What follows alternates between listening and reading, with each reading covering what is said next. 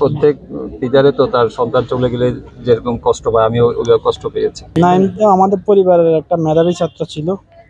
আমাদের অনেক আশা ভরসা ছিল যে ছেলেটা জীবনে বেঁচে থেকে দেশের জন্য, পরিবারের জন্য কিছু করব।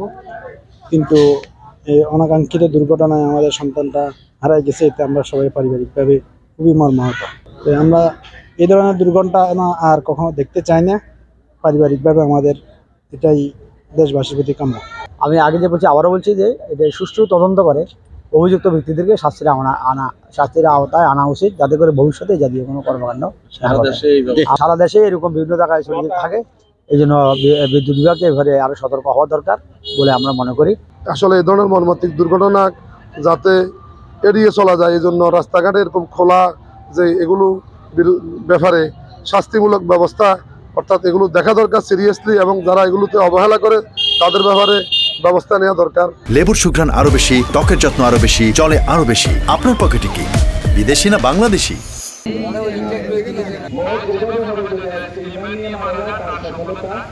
আমরা